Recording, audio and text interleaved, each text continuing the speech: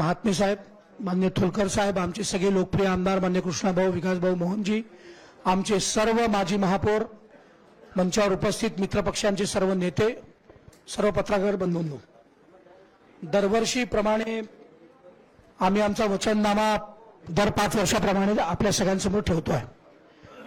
माझ्या मते नितीनजी असे एकमेव लोकप्रतिनिधी असतील की जे पक्षाचा संकल्पपत्र तर असेलच, पण स्वतः ते 5 वर्ष या शहराकरता काय करणार आहेत असं वचननामा देण्याचे बहुतेक देशात एकमेव अधिकारी असतील।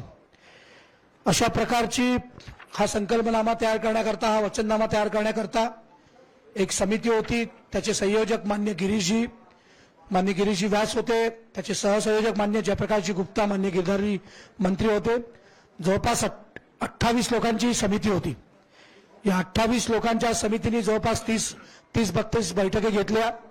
विशेषतः कामगार, कष्टकरी महिला, मोलकरणीच्या संस्था, स्वयंरोजगार आधारित सगळे वर्ग, रिक्षा चालक, विद्यार्थी, तरुण, नोकरदार, सगळे सीए, उद्योजक, सर्व प्रोफेशनल्स, सगळे इंजिनियर, प्राध्यापक, पत्रकार, व्यावसायिक क्षेत्रातले म्हणजे बांधकाम क्षेत्रातले सर्व व्यापारी, सर्व क्षेत्रातले दुकानदार, म्हणजे छोट्यातला छोट्या टपरीपासनं तर मोठ्यातल्या मोठ्या शोरूम पर्यंतचे सर्व लोक, सर्व साहित्यिक, सर्व कलाकार, सर्व राजकीय क्षेत्रात काम करणारे जे कार्यकर्ते आहेत, सोबतच सर्व संपादक, पत्रकार यांच्याशी चर्चा करून हा वचननामा आम्ही तयार केला आहे।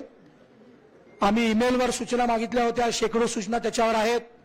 आमच्या इंस्टाग्रामवर, आमच्या अकाउंटवर, आमच्या पेजेसवर सगळ्या सूचना आल्या। त्याचा अंतर्भाव आम्ही याच्यात केला आहे। सर्वांच्या सूचनेनुसार हा वचननामा आम्ही तयार केला आहे, तो आपल्या सगळ्यांसमोर ठेवतो आहे। मुळात हा वचननामा नागपूर शहरातला जो शेवटचा व्यक्ती आहे त्याच्यापर्यंत जे काम नितीनजीने आजपर्यंत केलं आहे ते सगळ्यांच्या समोर आहे। ते काही खूप मी सांगायची गरज नाही, आणि जे काम यानंतर नितीनजी पुढच्या 5 वर्षात करणार आहे त्याचा एक लेखाजोखा आम्ही तुमच्यासमोर मांडला आहे। आपण सगळेजण या वचननाम्याच्या प्रेसला आले त्याबद्दल आपल्या सगळ्यांचा आभारी आहे। मी माननीय नितीनजीला विनंती करतो की त्यांनी सुरुवात करावी। हाय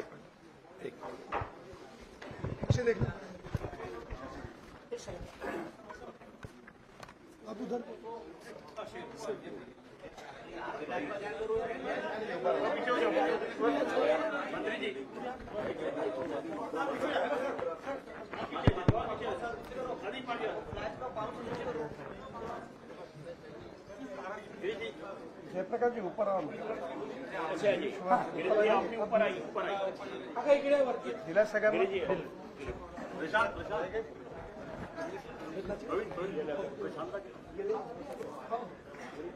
थोडे जवळ जवळ आहे असे ये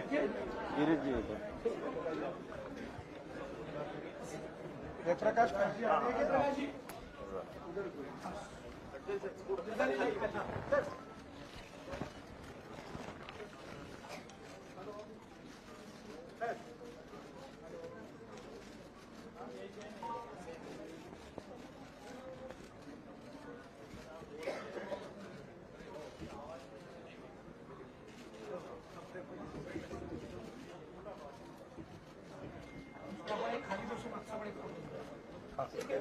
खाली बस, खाली बस।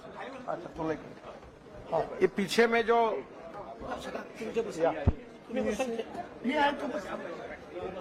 तू बैस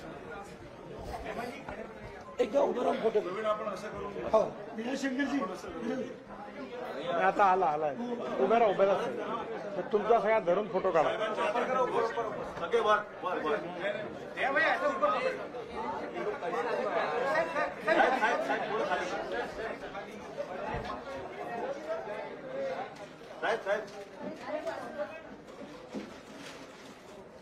जरा खाली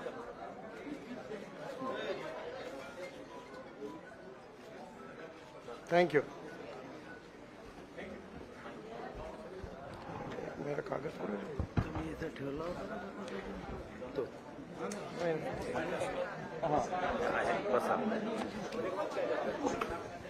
सभी सम्मानित पत्रकार बंधुओं को कापियां मिल गई होगी। हमारे समिति के सदस्यों से निवेदन है कि सभी पत्रकार बंधुओं को जाहिरनामा की कॉपी देने की कृपा करें। माननीय नितिन जी।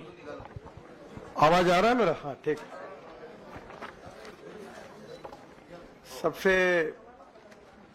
पहले मैं आपके मार्फत नागपुर की जनता का शुक्रिया, धन्यवाद व्यक्त करता हूं, आभार व्यक्त करता हूं कि पिछले 10 साल में उन्होंने जो अवसर मुझे दिया, उसके कारण जो मैंने अलग अलग वचन पिछले 2 टर्म में दी थी, लगभग वो पूरे हुए हैं।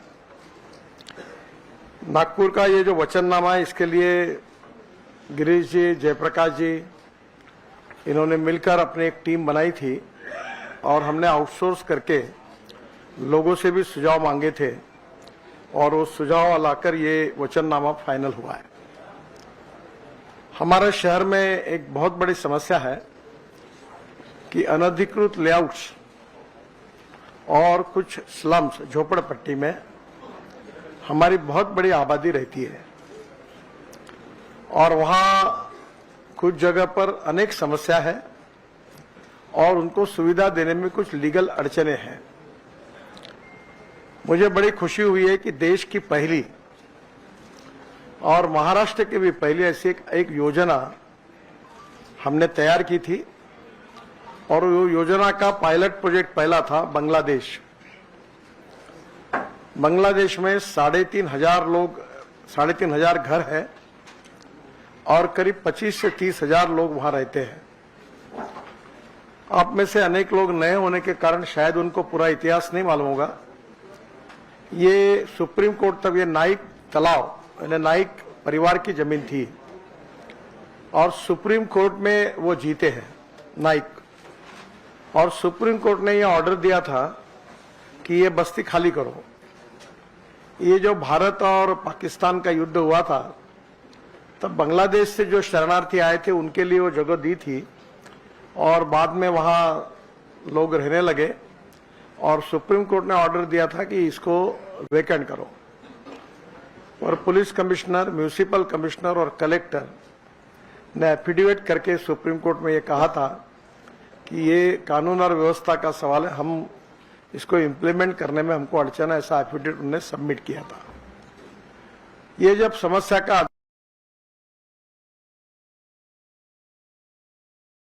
अध्ययन करने के बाद करीब मेरे यहाँ उन कार्यकर्ताओं की, वहाँ के एमएलए विकास कुंभारे और दीपक देवघरे करके वहाँ का एक सुशिक्षित व्यक्ति है हमारा कार्यकर्ता, तो सब जानकारियां इकट्ठा की गई और ये सब जानकारी इकट्ठा करने के बाद उस बांग्लादेश के लिए एक स्कीम तैयार की गई और स्कीम ये थी कि जो जहां जहां बसे उनको मालकी हक से वो रजिस्ट्री करके नाइक जो है वो करके देंगे और वो मालकी हक से अपने मालिक बन जाएंगे और कारपोरेशन का टैक्स लग जाएगा, पानी का मीटर लग जाएगा उनको अधिकार से, इलेक्ट्रिक का मीटर लगेगा और सबसे बड़ी बात है कि वो बैंक में मॉर्गेज कर सकेंगे, लोन ले सकेंगे।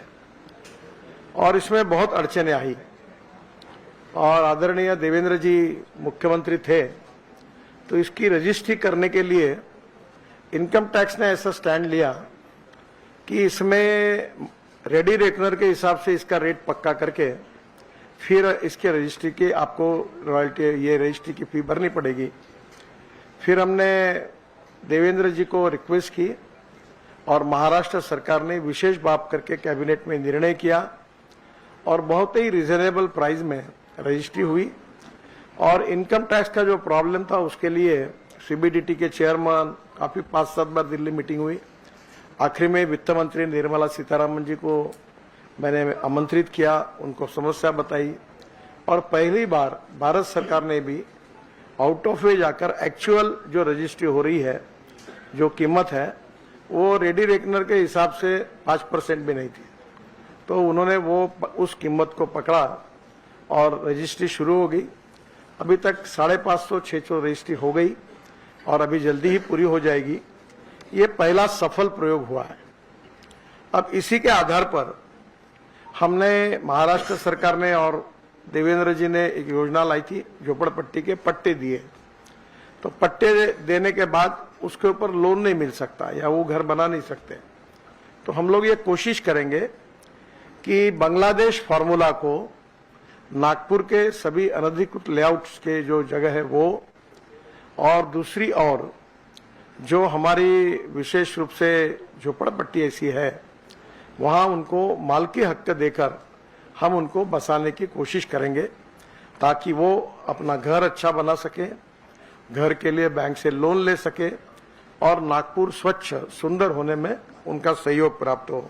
तो पहली बात, ये काम नागपुर की कम से कम अंदाजन 6 से 7 लाख की आबादी अनधिकृत लेआउट और झुप्पड़पट्टी में रहती है, और ये जो यशस्वी फॉर्मूला बांग्लादेश का हुआ है नया, पहली बार देश में हुआ है, पहली बार महाराष्ट्र में हुआ है कि जमीन जिसकी है उसने रजिस्ट्री करके मालक बनाया। तो ये योजना हम पूरे नागपुर में लागू करेंगे।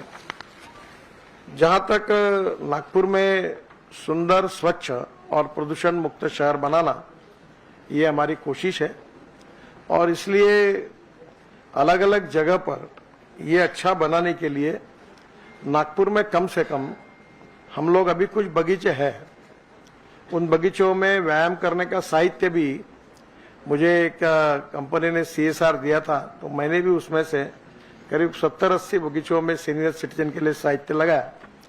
पर ये बगीचे जिस स्टैंडर्ड के हैं उतने नहीं है।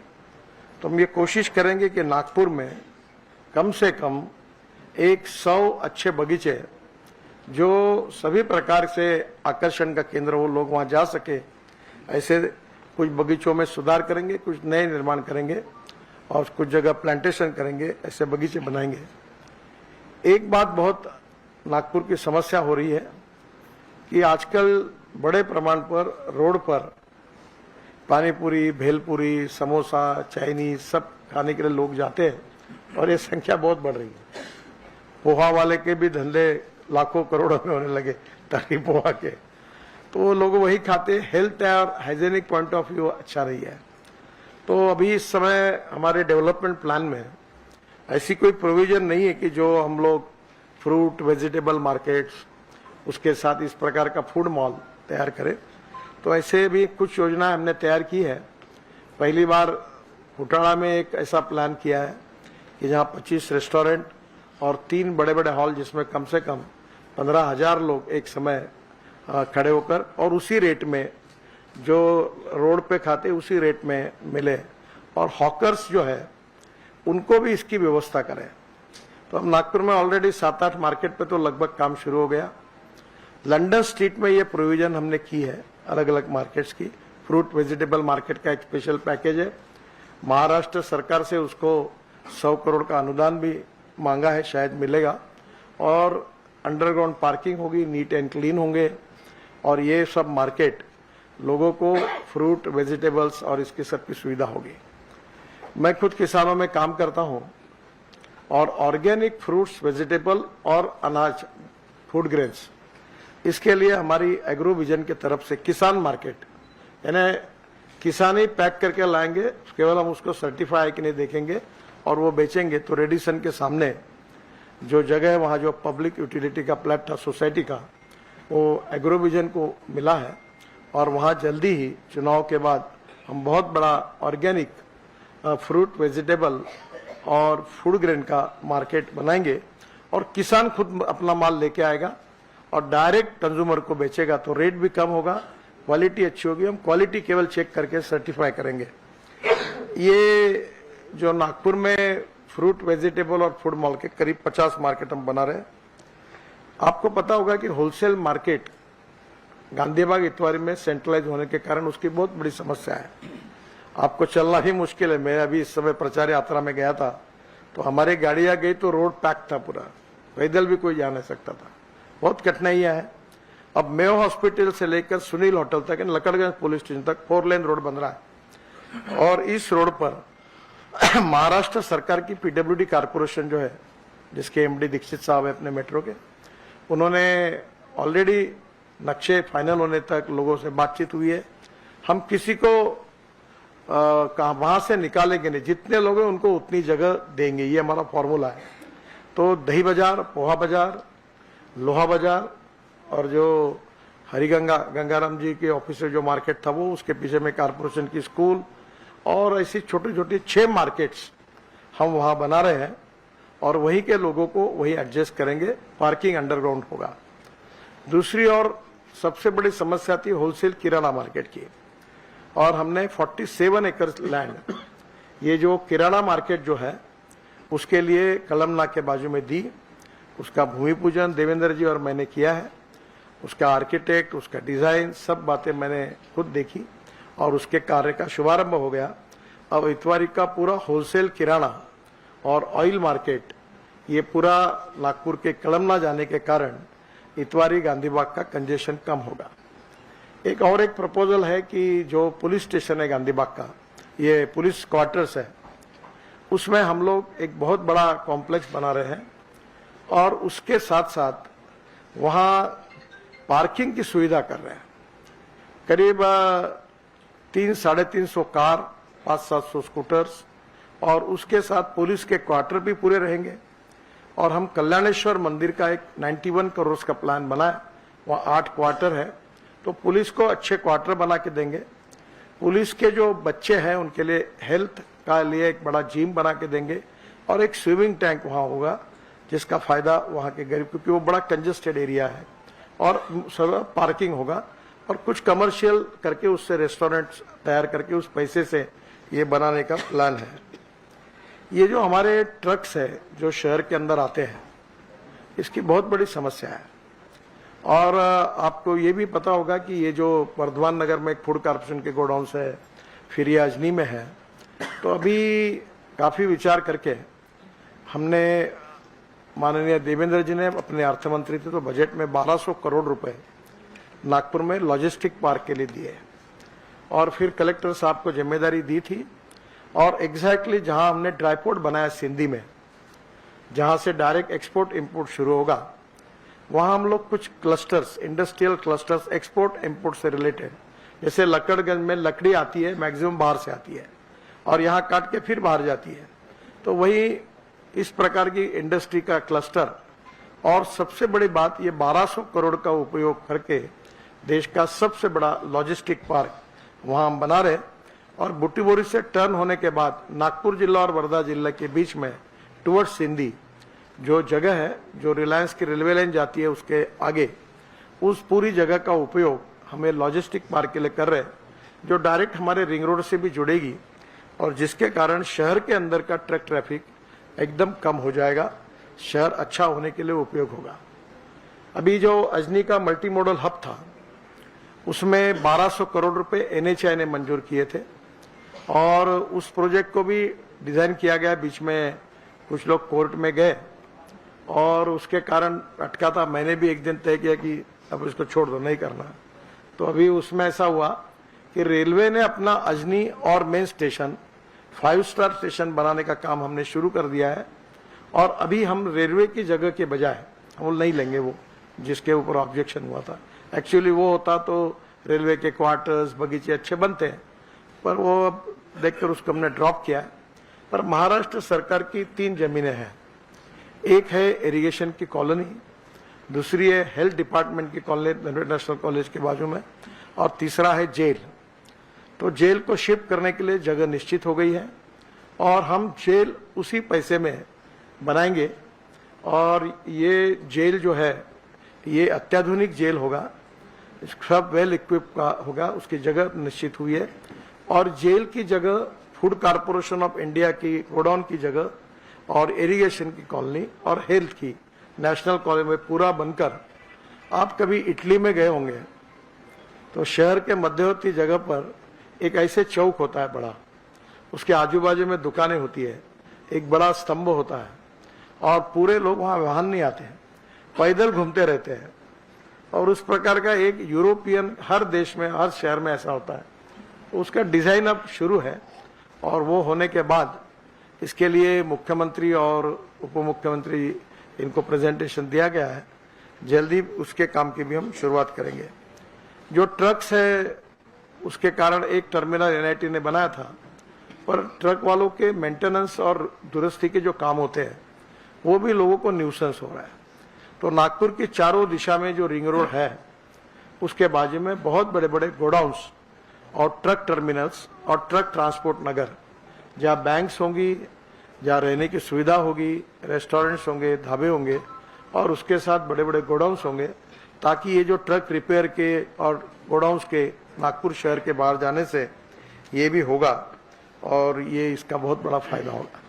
जो एजुकेशन हब है ये बहुत इंपॉर्टेंट है कि जिसका उल्लेख बहुत डिटेल में हुआ है कि हमारे यहाँ हमने भांडेवाड़ी में जो डंप यार्ड था उसकी जगह में, डंप यार्ड की जगह कम हुई, इसका कारण आप पूछेंगे, उसके पहले बता देता हूं। हमने सॉलिड वेस्ट और लिक्विड वेस्ट की एक मैनेजमेंट की। वो मैनेजमेंट ऐसी की कि लिक्विड वेस्ट जो है उसमें से अभी पूरा पानी हम लोग अभी उसको प्यूरिफाई नहीं कर पा रहे हैं, वो मर्यादित है, 300 mld तक है और आने वाले समय में हमारे यहाँ करीब 800 mld पानी शहर में आता है। तो ये जो पानी का ये है, देखते हुए है अभी हमने ये तय किया है कि ये पानी को शुद्ध करके हम लोग कोराडी और खापरखेड़ा पावर प्रोजेक्ट को देते हैं और कोराडी और खापरखेड़ा को देने के बाद हम लोग जो पानी है वो एडिशनल पानी नाग नदी में छोड़ देते हैं। एक गंभीर समस्या है कि नाग नदी के जो पानी आता है, जो हम लोग उसको छोड़ते हैं, वो और जो ट्रीट नहीं होता वो पानी अंबोरा तक जाता है, जहाँ 5 नदियों का संगम है और वहाँ पानी खराब कर देता है। तो प्रायोरिटी पर एक योजना तैयार की है कि हमारी नागपुर महानगर पालिका का जो एक्सेस वाटर है वो और जो पानी ट्रीट करेंगे वो उसके आधार पर हम लोग ये जो उमरेड रोड से टुवर्ड्स जो रेलवे लाइन जाती है, ये कुही तालुका का एरिया है, वहाँ एक इरिगेशन की स्कीम बनाएंगे जिसमें महानगर पालिका इंटरेस्ट लेगी और ये गंदा पानी पूरा उस तरह करीब करीब 6000 हेक्टेयर के लिए सिंचाई के लिए देंगे। और अगर कुही में कोई बड़ा इंडस्ट्री आए, बीच में प्रयास हुआ था कि रिफाइनरी आए और रिफाइनरी के लिए काफी आगे तक हम गए थे पर अभी तक उसमें यश मिला नहीं है। अगर वो कोई आता है तो उनको जो पानी लगेगा इंडस्ट्रियल, उसके लिए वो पूरा हम कुही के एमआईडीसी को देंगे, पर उसमें अभी तक कोई इंडस्ट्री अभी तक नहीं आ पाई। तो ये पानी इरिगेशन को जाएगा, आगे जितना बढ़ता जाएगा वो कुही में इंडस्ट्रियल क्लस्टर डेवलप होगा, वहां जाएगा। अब ये जो कचरा था, ये कचरा नागपुर शहर का उठाने के लिए हम 500 रुपए टन, 250 रुपए टन टिपिंग फी देते थे। अभी हमको ये कचरा उठाने की फी देने के बजाय महानगर पालिका को 50 रुपए टन मिल रहा है। ये जो 50 रुपए टन जो मिल रहा है, इसका कारण एक नीदरलैंड की कंपनी आई है, वो कचरे को सेग्रीगेट करेगी, ग्लास, मेटल और प्लास्टिक, उसका रिसाइकलिंग करेगी और जो एग्रीगेट है वो कंस्ट्रक्शन के काम में आएगा और जो ऑर्गेनिक है वो बायोडाइजेस्टर में डालकर वो सेग्रीगेट करने के बाद उससे सीएनजी और एलएनजी तैयार करेंगे 28 टन पर डे। और ये हमारे नागपुर के लिए बहुत बड़ा वरदान होगा। ये आपको पता है कि एक बैद्यनाथ ने एलएनजी पंप डाला है रिंग रोड पर, फिर अभी उन्होंने 3-4 पंप अलग अलग जगह पर डाल रहे हैं। यहाँ कामठी रोड पर कौस्तुभ गुप्ता है, उन्होंने सीएनजी के पंप डाले हैं। नागपुर में पाइपलाइन से सीएनजी आने वाला है। इसकी विशेषता ये है कि 100 रुपए का डीजल जहाँ लगता है वहाँ 50 रुपए का सीएनजी लगता है, उतना ही। और इसलिए मारुति सुजुकी कंपनी ने मुझे बताया कि नागपुर में उनका सेल सीएनजी व्हीकल का बहुत बड़ा है और विशेष रूप से जहाँ जहाँ ये पंप अवेलेबल है, लोग इलेक्ट्रिक सीएनजी इसका उपयोग कर रहे हैं, तो ये विशेष रूप से नागपुर में बनेगा। सबसे इम्पोर्टेंट चीज है रोजगार। पिछले 10 साल में मिहान में डायरेक्ट 68,000 लोगों को रोजगार मिला है, डायरेक्ट। और ये जो मिला है आईटी कंपनी में मिला है। कल मैं आईटी कंपनियों के सभी सीईओज और बड़े कंपनी मिहान के साथ मेरी मीटिंग थी और मुझे बहुत खुशी है कि इस दिसंबर के पहले नागपुर में 1 लाख ये आंकड़ा पार होगा। TCS, Infosys, Tech Mahindra, HCL ये दुगना तिगना एक्सपेंशन कर रहे हैं। बड़ी बड़ी बिल्डिंग्स उनकी बन रही है और इसलिए आने वाले समय में वहाँ एक और हमारे टाल करके कंपनी 3,500 वहाँ रोजगार मिला हुआ है। और सबसे अच्छी बात है कि नागपुर अब एविएशन हब बना है। आप कभी इस एरिया में देखें या ऊपर से देखेंगे तो 8 से 9 विमान इंडिगो के लाइन में लगे हुए हैं और वहां इंडिगो के पूरे विमान मेंटेनेंस के लिए अब नागपुर आते हैं। पहले दुबई जाते थे, सिंगापुर जाते थे। एक नई इंडस्ट्री डेवलप हुई है। एयर इंडिया का जो बोइंग ने बना हुआ MRO है, वहां एयर इंडिया के विमान आते हैं और इसका एक फायदा है कि विमान जब जाते हैं यहां से तो सस्ते रेट में, जहां जिस गांव में जाते हैं उस गांव में वेबसाइट पे आउट होता है और आपको टिकट मिलता है। तो लगभग रेलवे की इसमें जो रेट है उसमें कंपेरेबल इसमें लोग बाहर जा सकते हैं।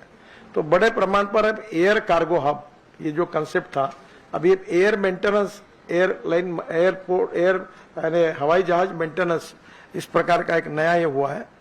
राफेल में फाइटर जेट पूरे नागपुर बन रहे हैं और उनका 11 सीटर जेट इस साल दिसंबर में बन जाएगा। टाल में एयरबस और बोइंग के 1200 पार्ट बन रहे हैं। एक प्रियदर्शनी इंजीनियरिंग कॉलेज में एविएशन इंजीनियरिंग है। तो अभी कोशिश हो रही है कि ये डेवलपमेंट जो हो रही है उसके हिसाब से एजुकेशनल इंस्टीट्यूशन के साथ कोऑर्डिनेशन करें। तो उस समय नागपुर के BC थे, इंजीनियरिंग कॉलेज के प्रिंसिपल थे, आशीष काड़े यहाँ है, आए हैं। उन्होंने एडवांटेज विदर्भ में, हमने जो CO थे उन्होंने आगे की डेवलपमेंट और लगने वाली मैन पावर और इंजीनियरिंग कॉलेज के प्रिंसिपल, पॉलिटेक्निक प्रिंसिपल, उनके साथ इनका टाइप करके जिस प्रकार की डेवलपमेंट होगी उस प्रकार का कर रहे हैं। इसी प्रकार फार्मास्यूटिकल में कर रहे हैं, आज हम टूरिज्म में कर रहे हैं।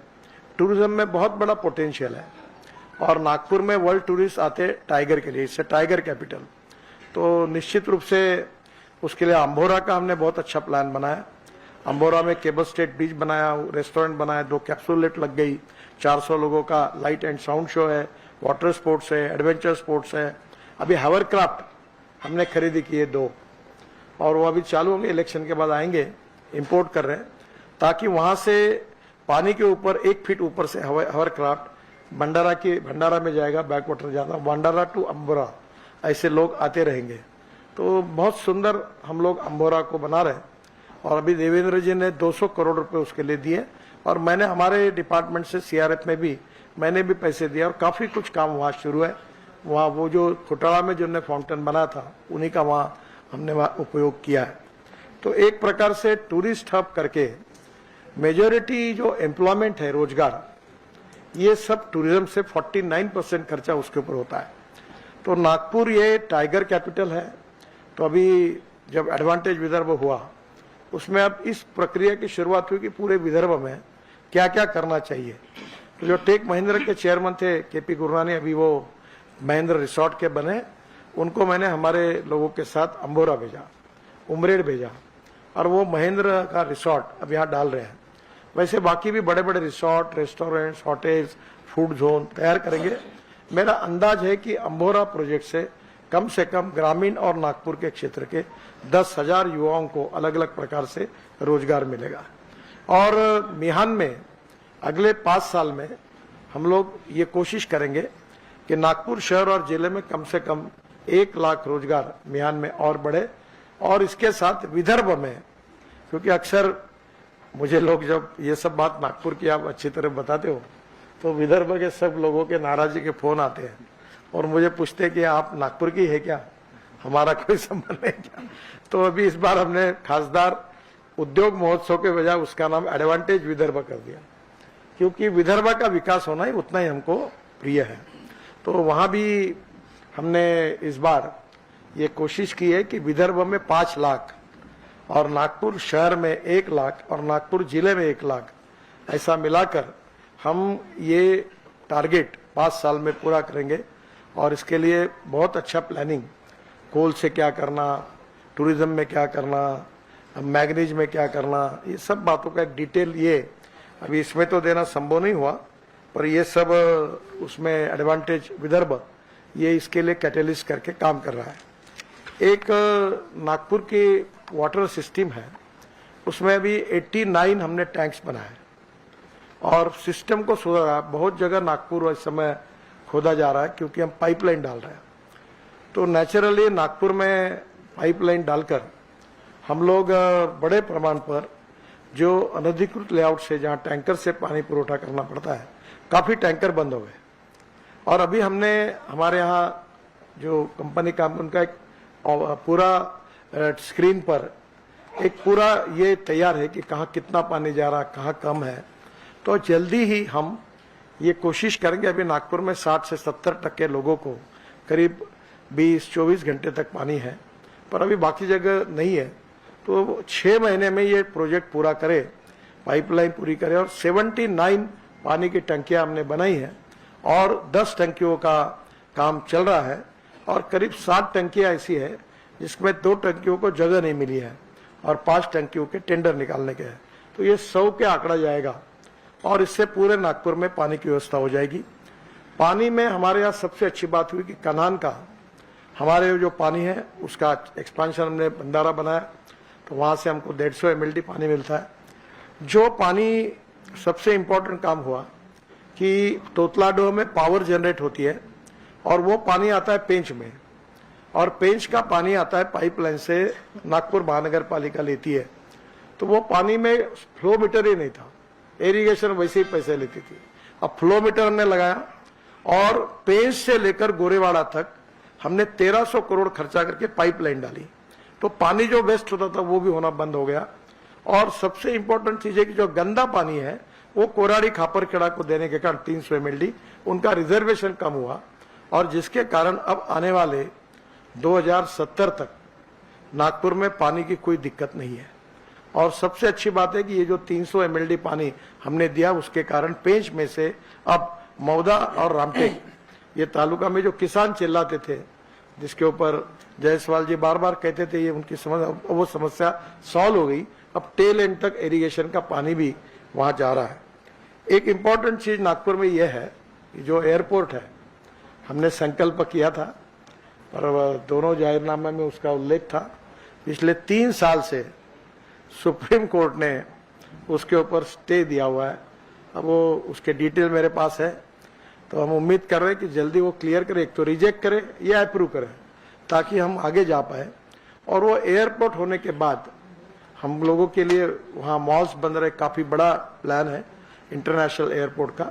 और उसके साथ साथ एयरपोर्ट के साथ सब स्टेशन अच्छे हुए। जो ब्रॉडगेज मेट्रो का मैंने आश्वासन दिया था, उसकी दिक्कत ये थी कि हमारे यहाँ इतना ट्रैफिक जाम है रेलवे में कि मुंबई से कलकत्ता और दिल्ली से चेन्नई, ये दोनों रूट नागपुर से जाते हैं, और नागपुर टू वर्धा तो बहुत ही पैक है। और इसलिए नागपुर टू वर्धा 4 लेन कर रहे हैं हम लोग, नागपुर टू इटारसी 4 लेन कर रहे हैं, नागपुर टू गोंदिया 4 लेन कर रहे हैं, नागपुर टू इसके बाद ये जो नागपुर टू वर्षा लाइन है वो ब्रॉडगेज बन रही है। नागपुर टू रामटेक का कोई प्रॉब्लम नहीं है। तो ये सब रेलवे का जो नेटवर्क है वो डबल जब तक नहीं होता तब तक ये फ्रीक्वेंसी बढ़ाने में तकलीफ थी। इस 1 साल में ये रेलवे के 4 लेन के ट्रैक्स हो जाएंगे, तो ब्रॉडगेज मेट्रो नागपुर से गोंदिया, नागपुर से चंद्रपुर, नागपुर से रामटेक, नागपुर से छिंदवाड़ा, नागपुर से बैतूल, काटोल, नरखेड़ होके, और नागपुर से नरखेड़ से अमरावती, और नागपुर वर्धा से अमरावती, और नागपुर से चंद्रपुर बल्लारशाह तक हम जोड़ेंगे। तो ये एक फास्ट मास रैपिड ट्रांसपोर्ट होगा। एक इम्पॉर्टेंट चीज है कि नागपुर का रिंग रोड 49 किलोमीटर है। इसमें हम कोशिश कर रहे हैं, देवेंद्र जी को रिक्वेस्ट की, उन्होंने 125 करोड़ दिए है। एक इलेक्ट्रिक केबल लगाएंगे, और स्कोडा कंपनी में मैं जेकोस्लाविया गया था, उनका प्लांट लाने के बारे में भी बहुत कोशिश कर रहे हैं। ये 1, 2 या 3 बस जोड़ेगी और ये पूरी रिंग रोड पर दिन भर घूमती रहेगी। साधारण 20-20 मिनट में एक बस होगी, और जगह जगह पर मेट्रो के स्टेशन को भी ये करेगी। और जिसके कारण मुझे विश्वास है कि नागपुर की एक दिशा से दूसरी दिशा जाने का जो प्रवास है वो सस्ता भी होगा, और ये पूरे इलेक्ट्रिक पर होने के कारण इसका टिकट रेट काफी डीजल बस के तुलना में 25% सस्ता होगा। बसेस एयर कंडीशन होगी। तो ट्रांसपोर्ट में हमने पूरी चिंता की है। दोनों स्टेशन हमारे अच्छे हो रहे हैं, इतवारी स्टेशन अच्छा हो रहा है, बाद में गोधनी स्टेशन अच्छा हो रहा है, और नागपुर से वर्धा के स्टेशन भी ब्रॉडगेज मेट्रो के इसमें से हम अच्छे करेंगे। तो नागपुर का सर्वांगीण विकास होने के लिए हमने 3 और महत्वपूर्ण मुद्दे उठाए थे। एक था कल्चरल, जिसमें सुरेश भट्ट सभागृह बना। उसी प्रकार से नागपुर में वाड़ी के बाद पंजाबराव कृषि विद्यापीठ की जगह पर हम 2000 कैपेसिटी का वसंतराव नाइक इनके नाम से एक बड़ा ऑडिटोरियम बना रहे हैं, और 300 करोड़ रुपए वहां एग्रो कन्वेंशन सेंटर के लिए मंजूर हुए हैं। महाराष्ट्र सरकार ने और देवेंद्र जी ने उसमें विशेष रूप से मदद की है। उसका टेंडर निकल गया है, हम भूमि पूजन नहीं कर पाए। और जो रिंग रोड है उसके बाजू में एक 5 स्टार या 3 स्टार होटल निकाल रहे हैं, ताकि ये इंटरनेशनल कन्वेंशन जब होगा तो वर्ल्ड से लोग यहाँ आएंगे तो उधर भी व्यवस्था उनके रहने की होगी। तो ये भी एक बहुत महत्वपूर्ण बात है। और ये कन्वेंशन सेंटर अगर साल भर चला तो ये कम से कम 30,000 40,000 एम्प्लॉयमेंट कांस्टेंट क्रिएट करेगा, जो नागपुर की इकोनॉमी को बूस्ट करेगा। नागपुर में स्पोर्ट्स इवेंट हमने अच्छी की। अब एक प्रयास ये है कि नागपुर की हर विधानसभा क्षेत्र में 2 स्विमिंग टैंक और ऐसे कम से कम 12 नए हम तैयार करेंगे। हेल्थ क्लब जो है, बिहान में एक स्विमिंग टैंक और एक हेल्थ क्लब तैयार किया है, जिसमें 1500 से 2000 लोग एक समय व्यायाम कर सकेंगे। और उसमें महीने का रेट केवल 500 रुपये होगा, ताकि हमारे गरीब घर के लड़के वहां आए और उसमें जाए। करीब जो 350 स्टेडियम्स हैं, कुछ रात को क्रिकेट खेलने के लिए ऐसे, उसका अध्ययन हमने किया, कुछ प्लानिंग भी किया, कुछ व्यवस्था भी की। और एनआईटी के पास जो प्लांट है जिसमें जो गंदा पानी उपलब्ध होता है, वो हम उस ग्राउंड को स्कूल, कॉलेज और महानगर पालिका और यहाँ प्लांट से जितना पानी निकलता है, नागपुर की गवर्नमेंट स्कूल हो, यूनिवर्सिटी के कॉलेजेस हो, प्राइवेट स्कूल हो, और नागपुर में कंस्ट्रक्शन के लिए पानी लगता है उसके लिए हो, ये रिसाइकल किया हुआ पानी हम पूरी तरह प्लांटेशन के लिए हो, सब जगह उसका उपयोग करेंगे।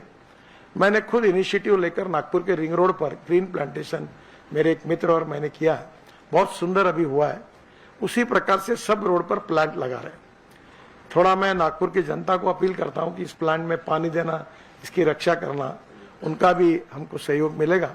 एक योजना है, अभी तक उसमें कामयाबी उतनी नहीं मिली, बीच में आई थी। एनआईटी ने कोशिश की थी कि नागपुर में जिनके बड़े घर हैं और जो फ्लैट सिस्टम है, वहां कम से कम एक ऑरेंज का अच्छा पेड़ लगाए।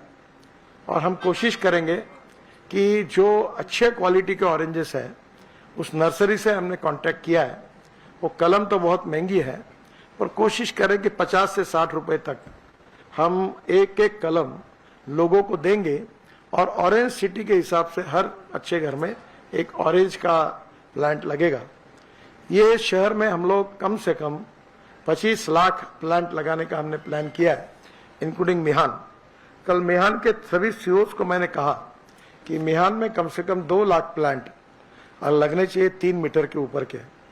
हमने अनेक जगह पर ट्रांसप्लांटेशन भी किया है। और विशेष रूप से जो कंक्रीट रोड है, ये देश में पहली बार व्हाइट टॉपिंग टेक्नोलॉजी का उपयोग करके बहुत सस्ते में हमने बिटुमिन रोड के ऊपर कंक्रीट की लेयर रखी है। दोनों बाजू में ड्रेनेज सिस्टम है, वाटर के लिए व्यवस्था की है और वाटर कंजर्वेशन की भी व्यवस्था की है।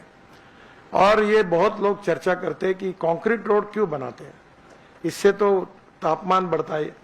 प्रॉब्लम है कि नागपुर ये ब्लैक कॉटन सॉइल है और यहाँ डांबर के रास्ते 1 साल भी टिकते नहीं, फिर बरसात में रास्ते खराब होते हैं, फिर आप लोग फोटो छापते हैं कि क्या हो रहा है। इधर कंक्रीट के बना है तो उस पर भी आप लेख लिखते हैं कि टेम्परेचर बढ़ रहा है, और कुछ लोग ऐसी बेबुनियाद बातें करते हैं कि इसके कारण हुआ। तो पहली बात, पूरे नागपुर के रोड छोटे बड़े आप जरूर देखिए। स्मार्ट सिटी पार्टी के एरिया में कितना सुंदर बना हुआ है, कितने कंक्रीट रोड बने हुए हैं। आप उत्तर नागपुर में रिंग रोड के बाद 40-50 हजार की पॉपुलेशन, वो जो अपना छिंदवाड़ा रोड है उसके बीच में और ये रिंग रोड के बीच में, अब नया रिंग रोड भी वहां हो रहा है। कितना सुंदर डेवलपमेंट, 8-8, 6-6 मंजिल की बिल्डिंगें हो रही है। तो एक प्रकार से नया नागपुर, और गरीब लोगों को लैंड कॉस्ट वहां कम है, तो एक अच्छे स्मार्ट सिटी के लिए नागपुर बने, ये हमारी कोशिश है। और मुझे लगता है ऐसे और अनेक इंटरेस्ट हमने उपक्रम लिए हैं। नागपुर को डीजल पेट्रोल पोल्यूशन से मुक्ति देना, ये हमारा बहुत कठिन है पर असंभव नहीं है। बड़े प्रमाण पर इलेक्ट्रिक व्हीकल लाना, सीएनजी के व्हीकल लाना, ट्रक लाना, बसेस लाना, और धीरे धीरे डीजल का उपयोग नहीं के बराबर करना, ताकि इकोलॉजी एंड इन्वायरमेंट को प्रोटेक्ट करना। जो बॉटनिकल गार्डन है वहाँ हम बहुत अच्छा बड़ा गार्डन बना रहे, थोड़े कुछ लीगल कॉम्प्लिकेशंस हैं। तेलंगखेड़ी को अच्छा बनाने की योजना भी हाथ में ली है, दोनों भी हम पूरे करेंगे। म्यूजिकल फाउंटेन का अभी हाईकोर्ट में निर्णय फेवर में था, कुछ सुप्रीम कोर्ट ने स्टे दिया, केस लगेगी, वो क्लियर होने के बाद वहां जो गंदा पानी तेलंगखेड़ी के जाता है उसके कीड़ों ने केबल खा ली, जिसके कारण 6 करोड़ का नुकसान हुआ। अब केबल विथ मेटल कवर ऐसा काम लगभग पूरा होते हुए आया है, और अब जब परमिशन सुप्रीम कोर्ट की मिलेगी तो म्यूजिकल फाउंटेन विधिवत शुरू होगा। तब तक ट्रायल इसमें ही लाखों लोगों ने म्यूजिकल फाउंटेन का आनंद लिया है। तो ये भी एक आकर्षण का केंद्र है, टाइगर कैपिटल के साथ अंबोरा उसके साथ बनेगा, और नागपुर का इंटरनेशनल एयरपोर्ट बनेगा। और एक अच्छी बात, एम्प्रेस मिल के सामने हम 15 लाख स्क्वायर फीट का टेक्सटाइल मार्केट बना रहे हैं। गांधी बाग, इतवारी और केड़ी बाग रोड, यहाँ के सब कपड़े की दुकानें वहां आएंगी। 3 मंजिले दुकानें हैं, और फिर 3 मंजिले ऊपर में हम लोग टेक्सटाइल फैक्ट्रीज खोल रहे हैं, रेडीमेड गारमेंट की। ये महिलाओं के और पुरुषों के जो अलग कपड़े हैं, नक्शी काम है, ये है, वो एसोसिएशन के साथ बात हुई, और उन्होंने भी अपनी जगह फैक्ट्री सब वहां लेके जाएंगे, दुकान पे जाएंगी। और इसमें से 10,000 पूर्व नागपुर में मोमिनपुरा, महाल, इतवारी, गांधीबाग, ये जो एरिया में महिलाएं अलग अलग प्रकार की काम करती है, उनको इसमें रोजगार मिलेगा।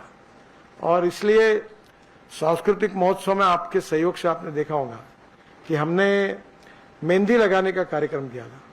20 रुपए जिसने लगाई मेहंदी उसने दिए, 80 रुपए हमने दिए। 36,000 महिलाओं ने मेहंदी लगाई, और 370 महिलाएं। मुझे इसलिए मालूम हुआ कि कल वो महिलाओं की मीटिंग हुई, तो उसमें करीब 150 महिला बुर्का पहनी हुई थी। तो ये 370 महिला में से 90% महिला दलित और मुस्लिम समाज की थी, और उनको मेहंदी की ये कला सीखने से उनको रोजगार मिला। तो अभी वो हमारी धोटे जो है वो अभी विदेशों में जा रही महिलाओं को लेके, तो मैंने उसको बोला है कि मेहंदी निकालने का एक स्किल डेवलपमेंट ट्रेनिंग कॉलेज उसको खोलने के लिए मदद कर रहे हैं, ताकि ये कला बढ़े। तो अब ऐसे बहुत सी बातें हैं कि नागपुर में अलग अलग लोगों को रोजगार कैसे मिले। हॉस्पिटलिटी का मेरे साथ भी मीटिंग हुई, मैंने उनको कहा कि वेटर्स, शेफ, इसके लिए बहुत बड़ा इंस्टीट्यूट आप बनाइए, ताकि देश में हमारे लोग ट्रेन होके जाए, उनको रोजगार मिले। तो बहुत जगह पर कुछ बातों का उल्लेख इसमें हुआ है, सब डिटेल तो और भी कुछ है। केवल 2 काम जो नहीं हुए थे वो मैंने बताया, इंटरनेशनल एयरपोर्ट और ब्रॉडगेज मेट्रो, जिसका मैंने खुलासा किया है। बाकी हमने जितना कहा उससे ज्यादा किया है। अब ये तो आप पूर्व नागपुर में जाते नहीं होंगे, सब इधर ही रहते हो। ये कृष्णा खोपड़े ने 9 अंडरपास और 7 ब्रिजेस मेरे तरफ से बनाए, और अभी महाराष्ट्र सरकार से बनाकर रिंग रोड पर इधर करके वो ब्रिजेस की संख्या भी 7-8 है। मोहन मते जी ने भी अपने रिंग रोड पर 3 ब्रिजेस मंजूर हुए। तो नागपुर ये infrastructure wise, water, power, transport and communication सब दृष्टि से बहुत ही परिपूर्ण बना है। वर्ल्ड की इन्वेस्टमेंट नागपुर में आएगी, और हम नागपुर को हिंदुस्तान का सुंदर, स्वच्छ और प्रदूषण मुक्त पहले 5 शहरों में नागपुर को लेके जाएंगे।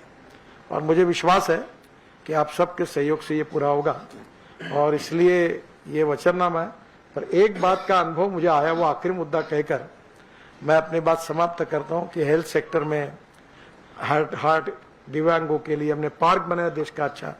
ये सब बनाने के बाद मुझे इस बात की अनुभूति इस बार चुनाव में आई कि लोगों का प्रेम और विश्वास, ये देखकर मैं हैरान हुआ। एक दोनों पैर जिसके टूटे थे वो अपने गाड़ी पर दौड़ते दौड़ते गुच्छे लेके मेरे स्वागत के लिए दौड़ रहा था। अनेक सीनियर सिटीजन, कोई 85-90 साल की थी, चलना नहीं होता था, मेरे लिए रुके थे 2-2 घंटे। तो एक बात ये अनुभूति हुई कि जो कुछ काम करते समय अपेक्षा नहीं की थी, पर लोगों का प्रेम, विश्वास, जात, पंथ, धर्म, भाषा और पार्टी इसके ऊपर उठकर जो काम किया, उसका फल मुझे इस बार ये प्रचार यात्रा के दरमियान देखने के लिए मिला। सब समाज के, सब जाति के, सब धर्म के लोग रास्ते पर आकर दिल में खुशी से चेहरे पर जो स्वागत कर रहे थे, वो मुझे लगता है कि वो राजनीतिक लाइफ की मेरे लिए बहुत बड़ी पूंजी है। उनका मेरे ऊपर, हमारे पार्टी पर, हमारे अलायंस के ऊपर जो लोगों का प्रेम था, वो उसके लिए मैं अपना ऋण व्यक्त करता हूं। और इन लोगों का ऋण व्यक्त करने के लिए मैं विश्वास देता हूं कि जो कुछ 10 साल में काम हुआ वो तो ट्रेलर था, और आगे जाकर रोजगार से लेकर सुंदर स्वच्छ शहर तक सब प्रकार की सुविधाएं उसमें लो कॉस्ट हाउसिंग है, प्रधानमंत्री आवास योजना है, बहुत सी बातें मैं बता नहीं पाया। ये सब बातें करके हम नागपुर को दुनिया का अच्छा शहर बनाएंगे, देश का पहले 5 शहरों में नागपुर को लेके जाएंगे। ये जो वचननामा तैयार हुआ है, इसमें हमारे गिरीश व्यास, बाद में जयप्रकाश गुप्ता, गिरधारी मंत्री, इसमें सब कमेटी है। उन्होंने खुद अध्ययन करके, लोगों से बातचीत करके उन्होंने ये तैयार किया है। इसमें से किए हुए कामों में कुछ आया, कुछ ताजबाग का 200 करोड़ बिल है। हमने, हमारी सरकार ने, ड्रैगन टेम्पल है हमारा टूरिस्ट सेंटर है वर्ल्ड का, बहुत सुंदर जगह है। मैं बहुत बार बार सुलेखा ताई को धन्यवाद देता हूं। और मेरा खुद इच्छा है कि चुनाव खत्म हो बहुत दिनों से, कि 2 घंटे जाके भगवान गौतम बुद्ध के पास जाके बैठू। इतना सुंदर वहां अच्छा बनाया हुआ, वो भी उसको 200 करोड़ मिले। दीक्षा भूमि के लिए बड़े प्रमाण पर अनुदान मिला। माता कचेरी की जगह वो काम शुरू हुआ, छिचोली का काम शुरू हुआ, हमारे यहाँ ताजबाग का भी 2nd फेज का काम शुरू हुआ। कोई अभी कल्याणेश्वर मंदिर को 91 करोड़ रुपीस का वो भी प्रपोजल तैयार हुआ। अंबोरा में बड़ा शिव मंदिर बन रहा है, वो भी पूरा हुआ। तो बोलने के लिए तो मुझे 4 घंटे लगेंगे, इसलिए आप कुछ बातें बताई है, कुछ बताने भी। लोग 1 रुपए का काम करते हैं और 10 रुपए की बात करते हैं, और हमारा प्रॉब्लम है कि हम 10 रुपए का काम करते हैं और 1 रुपए का बताते हैं। खैर, आप लोगों का प्रेम है, ये बहुत अच्छे जनता के सुझाव लेकर ये दिया है, और ये पूरे अगले 5 साल में हम पूरे करेंगे।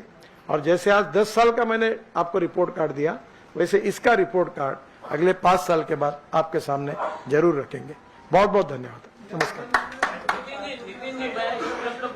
एक जन पूछिए, जरूर पूछिए। आपने बताया कि 79 जलकूप जो है वो बन के रेडी है, और कुछ बनने वाले, मतलब 100 संख्या हो जाएंगे टैंक्स की पानी के। अभी हाल ही में बेंगलोर में बहुत काफी जल संकट आया, लोग अपने फ्लैट और घर छोड़ के जाने लगे। दैनिक भास्कर, बड़े बड़े अखबारों में भी रिपोर्ट आई है। इसी तरह से कल पूना के भी कुछ हाल हो गए। नागपुर को आप देखते हैं, नागपुर को विश्व स्तर का एक शहर बनाने की बात हमेशा करते हो, किया भी आपने, लेकिन आने वाले 25 सालों तक नागपुर को इस तरह की कोई त्रासदी न। सर, मैं आपको गारंटी देता हूं, गारंटी ऐसी 100% पक्के देता हूं कि आज से 25 साल न नागपुर शहर में कभी पानी की दिक्कत आएगी न समस्या आएगी। प्रॉब्लम हमारा वो नहीं है। प्रॉब्लम हमारा ये है कि पानी की हमारे पास पहले तोतला डोह जो है, इसमें मध्य प्रदेश से पानी आता है। ये पहले 25% 30% तो हमारा रोज हार्ट बीट बढ़ती थी। अभी पिछले साल ये 95% हुआ, और इस समय जब खर्चा करके अब दुबकाले में तो वो 60% था। अभी पेंच का है, कनान में हमने बंदारा बना लिया, वो भी हमारा 150-500 ml पानी है। प्रॉब्लम हमारा ये है, जो आपको बताना मैं नहीं चाहता था, पर पूछे तो बता देता हूं, कि हमारे पास 750-800 ml पानी आता है, और हमारे पास 350-400 ml का हिसाब है। 400 ml पानी कहाँ घुस रहा है, किसके यहाँ जा रहा है, इसका हमको पता ही नहीं है। तो दिस इज ए प्रॉब्लम। अब उसको कंप्यूटर पर एक एक जगह पाइपलाइन डाल के कोई लीकेज है, ये है।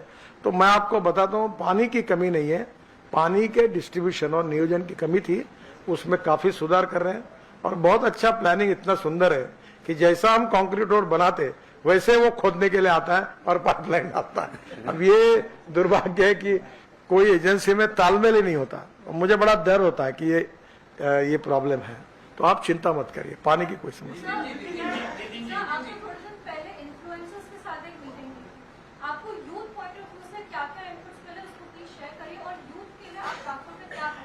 युवाओं के लिए एजुकेशन और रोजगार।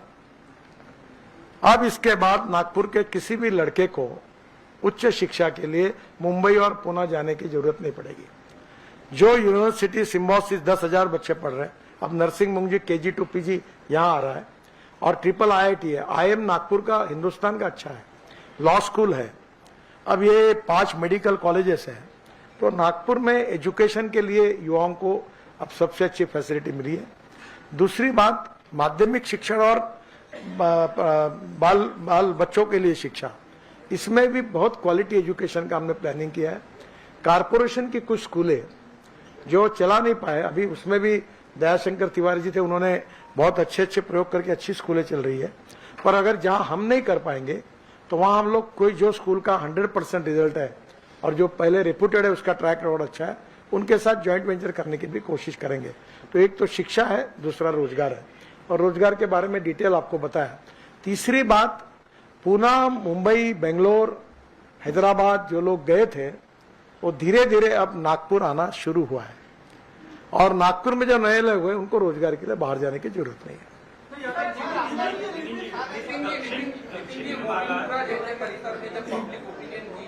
तो आप सबसे पहली चॉइस है, 70% लोग आपके फेवर। हाँ, मोमिनपुरा में, अरे आपके मुंह में घी शक्कर।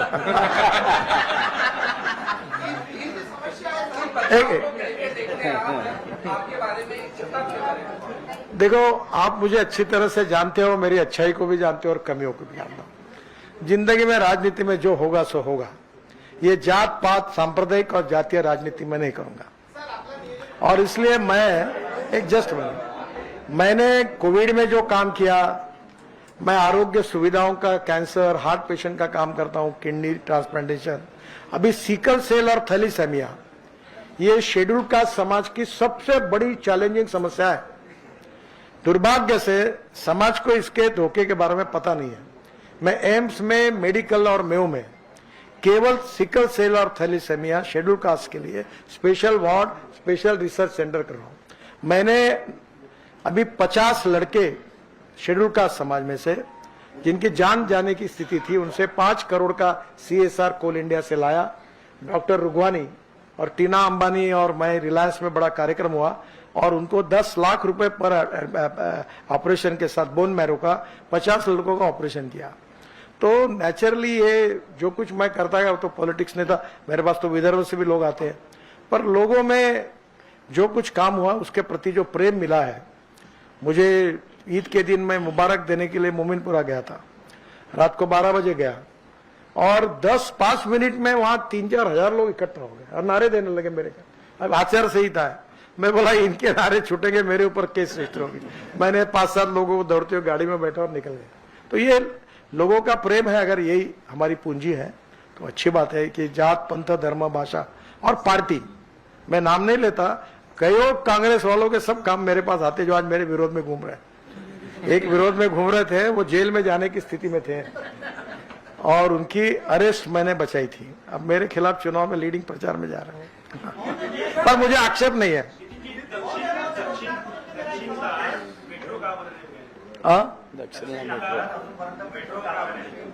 नहीं आए ने, वो ऐसा है कि सब जगह मेट्रो नहीं जा सकती। मेट्रो का खर्चा पर किलोमीटर 325 करोड़ नागपुर का है, अब वो 450 करोड़ का, इतना बड़ा इन्वेस्टमेंट करना मुश्किल है। एक वो जो इलेक्ट्रिक बस की बात की ना मैंने,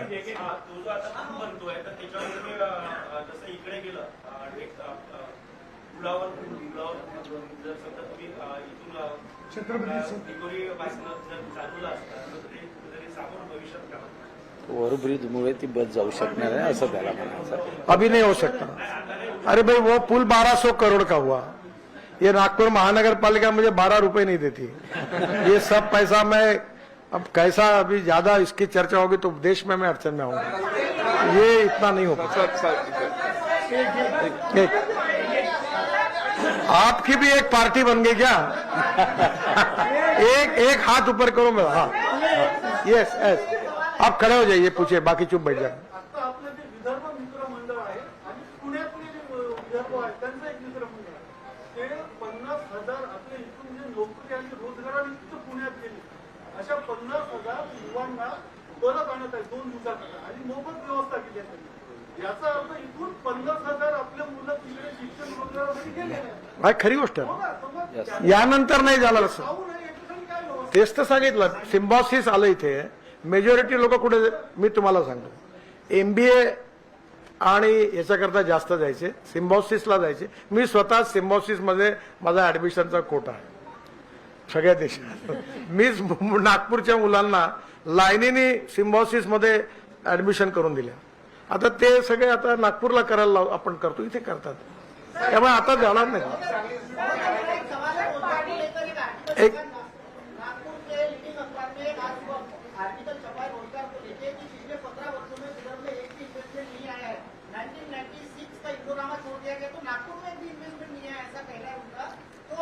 अब उस व्यक्ति को मैं नमस्कार करता हूँ।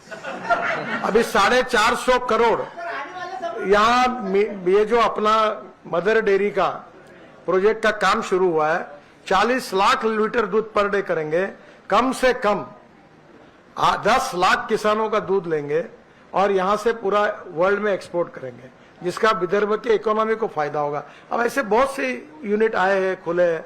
अब आप इस पर वो कोई कुछ लिखता है तो उसमें क्या कहना। हाँ सुरू आहे देखो, आप इतने एक जगह बोलेंगे तो मैं प्रेस कॉन्फ्रेंस खत्म करके आपका आभार मान के जाऊंगा।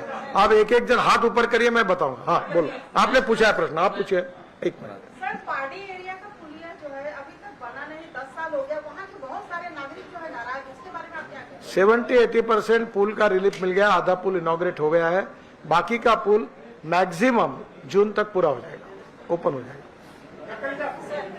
विकास के बारे में भी सब बताया, आपका विकास कुछ है, लेकिन नागपुर के आप सांसद रहे हैं, अभी उम्मीदवार है, मूलभूत सुविधाएं जो जनता की है नागपुर की, इससे पानी, बिजली, फिर आसमान छू रहे हैं।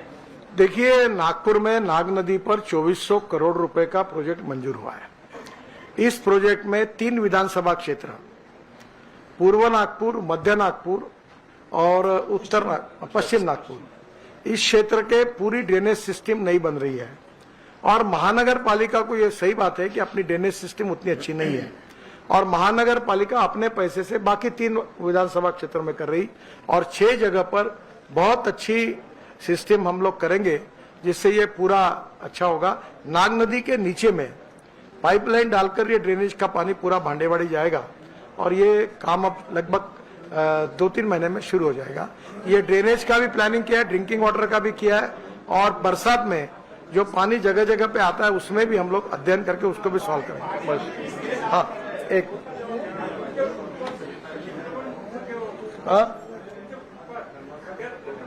सध्या मी निवडणूक लढवत आहे, माझे मतं खराब होतील अशा नाव काही प्रश्न विचारू। सर्व मुलगी खूप हात अच्छा, एक वो लड़की आखिरी में, पत्रकार है आप? हाँ बोलो, एक आप बोलो। एक लेडी, आप थांबा, लेडीज। हाँ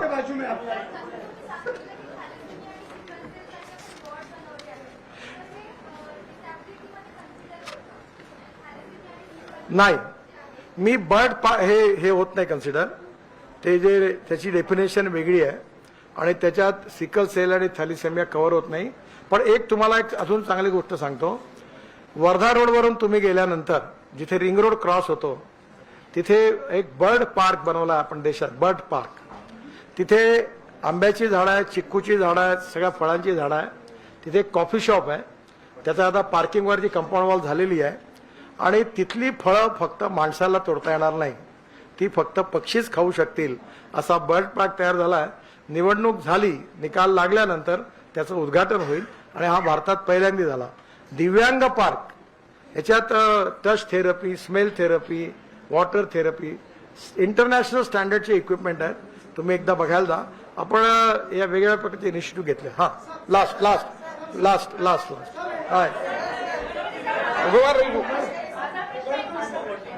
हा बोला।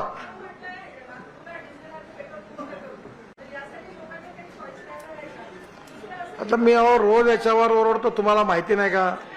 मी सांगतो की पेट्रोल डिझेलच्या गाड्या विकत घेऊ नका। 2004 पासून वन साइडेड एकतर्फी बोंबलणं सुरू आहे माझं। मी आपल्या सगळ्यांना खूप आभार मानतो, सगळ्यांना धन्यवाद देतो, आणि मला निवडणुकीत तुमचेही पण आशीर्वाद पाहिजे आणि मत पाहिजे। एक छोटासा विषय, ॲडव्होकेट धानू उर्फ दादासाहेब वलखरे हे भोई समाजाचे अध्यक्ष आहेत, आणि या दादासाहेब या इकडे समोर या, समोर। वलथरे साहेबांनी माझ्या सपोर्ट करता आपलं कॅन्डिडेटर विड्रॉ केलाय आणि मला समर्थन दिलं, मी त्यांचं स्वागत करतो।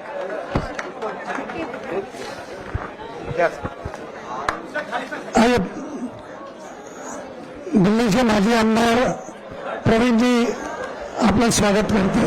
प्रवीणजी माथुर, ओके। बहुत बहुत सगळ्या जेवण करून जा आपण